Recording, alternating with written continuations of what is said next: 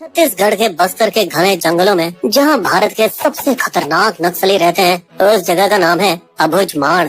5 जनवरी 2025 दोपहर का समय बीजापुर के मडेर पुलिस स्टेशन में एक सीनियर डीआरजी अफसर का फोन बजा। सर, बंदे पारा कोरंग जेड़ जंगल में 4 से 5 नक्सली छिपे हैं। जोश में आए अफसर ने बिना देरी के तुरंत एसटीएफ और पुलिस टीम को ब्रीफ किया। टारगेट यहाँ से सिर्फ 10 किलोमीटर दूर है और जल्दी 15 गाड़ियों का काफिला घने जंगलों के बीच मुश्किल और तंग रास्तों पर निकल पड़ा। काफिला अपने टारगेट से 1 किलोमीटर पहले रुक गया, जहाँ से रोड खत्म हो गई और घना जंगल शुरू हो गया।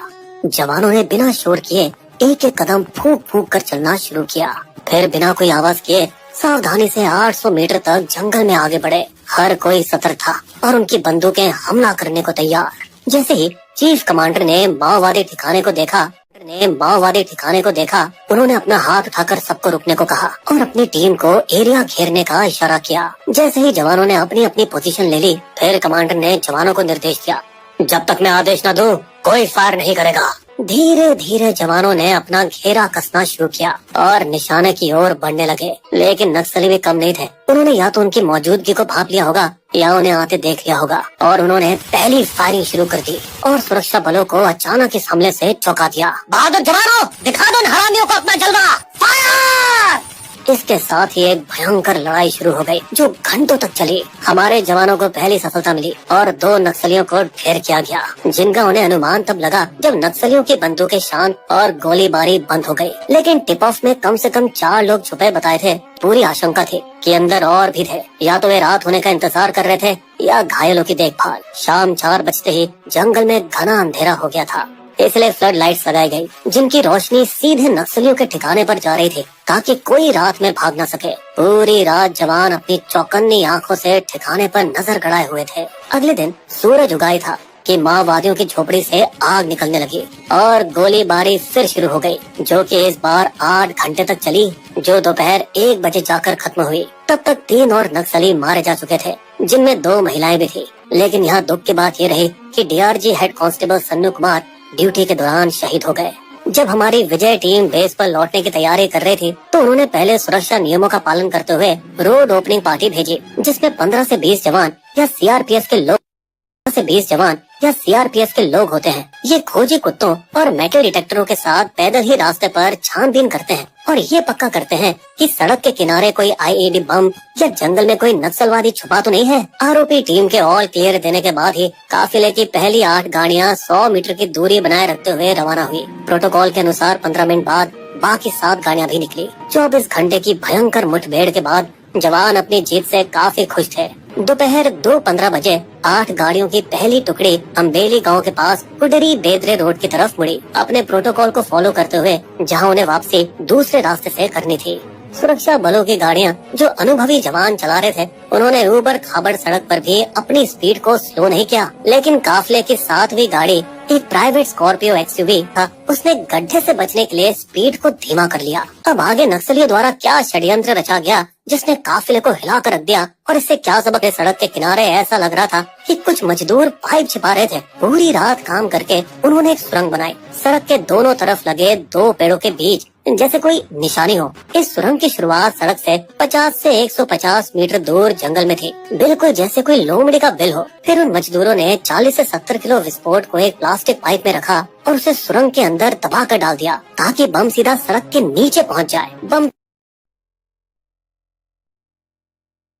जिसे एक आम नागरिक चला रहा था, बम से जुड़े तार को बड़ी सावधानी से सड़क से 250 मीटर दूर जंगल तक खींचा गया। फिर अपने निशान छिपाने के लिए उन्होंने गड्ढे को मिट्टी से ढक दिया, सूखी पत्तियां और टहनियां डाल दी और सुबह होने से पहले गायब हो गए। 6 हफ्ते बाद जब 5 जनवरी के ऑपरेशन का टाइम आया, तब उस समय वहाँ घास इतनी घनी हो गई थी कि तारें पूरी तरह से छिप गई। ये वही टाइम था जब जवान सफल एनकाउंटर करके वापस लौट रहे थे। सुरंग खोदने वाले माओवादियों में से एक, जो उन 2 पेड़ों की निशानी से सुरंग की जगह जानता था, वो उस गुप्त स्थान पर पहुंचा जहां उसे उम्मीद थी पक्का सुरक्षा बल इसी रास्ते से लौटेंगे। और वो हरामी काफिले को देखकर बहुत खुश हो गया। लेकिन वो खुशी निराशा में बदल गई, क्योंकि सड़क के गड्ढे पर किसी ने भी गाड़ी की स्पीड को इतना धीमा नहीं किया कि वो हरामी फ्यूज को टाइम पर जोड़ सके। पर तभी वो आम नागरिक ड्राइवर वाली गाड़ी आई, जिसने ब्रेक लगाकर स्पीड धीरे की। इस हरामी जिसने ब्रेक लगाकर स्पीड धीरे की। इससे उस हरामी नक्सली को फ्यूज जोड़ने का मौका मिल गया, जो तेजी से सड़क के नीचे आईडी की ओर गया। और धमाका, विस्फोट एकदम सटीक टाइम पर हुआ, क्योंकि स्कॉर्पियो ठीक उसके ऊपर थी और कार हवा में आसमान तक उछल गई। ओ विस्फोट इतना भयंकर था कि जमीन से 8-10 फीट गहरा और 20 फीट चौड़ा गड्ढा बन गया। उस गाड़ी में 8 डीआरजी जवान, वह नागरिक ड्राइवर और एक गांव वाला सभी मारे गए। इतना चौंकाने वाला घातक हमला था ये कि एक जवान की वर्दी का टुकड़ा जमीन से 50 फीट ऊपर एक पेड़ की शाखा से लटक गया। इस दर्दनाक घटना से उच्च स्तरीय बैठकों में सवाल उठे। आखिर चूक हुई कहाँ? हम इसे क्यों नहीं पकड़ पाए? ये पहले काफी गहरी थी, क्योंकि तीनों सुरक्षा नियमों का पालन किया गया था। आरोपी भेजे गए थे सड़क की जांच के लिए। लौटते वक्त काफिले को अलग किया गया और अलग रास्ते को भी तो अपनाया गया। और इस धमाके से सिर्फ 5 रास्ते को भी तो अपनाया गया।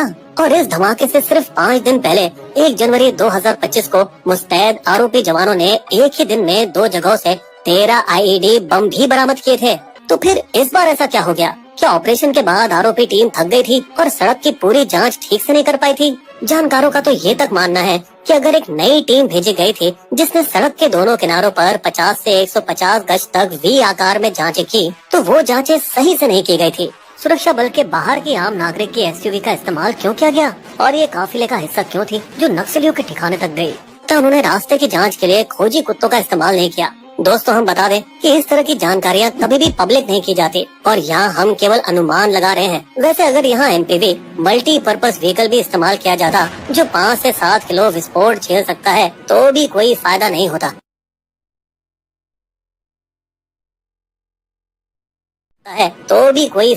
होता क्योंकि यहाँ 40 से 70 किलो के बम लगाए गए थे। हाँ, पर अगर हल्की एसयूवी थोड़ी तेजी से उस गड्ढे के ऊपर से निकलते तो शायद नुकसान कम होता। ये कुछ हद तक हमारे इंटेलिजेंस की विफलता भी दिखाता है कि वे इस साजिश के बारे में कोई संकेत नहीं पकड़ पाई। ये हमारे गृह मंत्री अमित शाह के 2026 तक नक्सलवाद खत्म करने के मिशन में एक छोटी लेकिन गंभीर गलती है। वैसे हम बता दें कि 2024 में हमारे जवानों ने 217 नक्सलियों का खात्मा किया, जो कि छत्तीसगढ़ के इतिहास में एक साल में सबसे बड़ा आंकड़ा है। यहाँ तक कि 20 जनवरी 2025 को खतरनाक माओवादी जयरामा रेड्डी एक बेहद ही मुश्किल युद्ध लड़ रहे हैं। लेकिन चाहे वो कितने भी थके हों, सुरक्षा नियमों का पालन सख्ती से किया जाना चाहिए, क्योंकि एक छोटी सी गलती हमारे वीर जवानों की जान की वजह बन सकती है। जाते जाते दोस्तों, हमारी 2019 की कहानी जरूर देखें, जो भारत में नक्सलवादी से लड़ाई के इतिहास का ब्यौरा देती है। बिस्बो की शायरी। घने जंगलों में बस्तर के लड़े थे सीना तान, निडर और जाबाज बड़े थे अपने वीर जवान। चली गई कुछ जाने लेकिन कहीं हो गई चूक, अपने शहीद जवानों को बिस्बो करता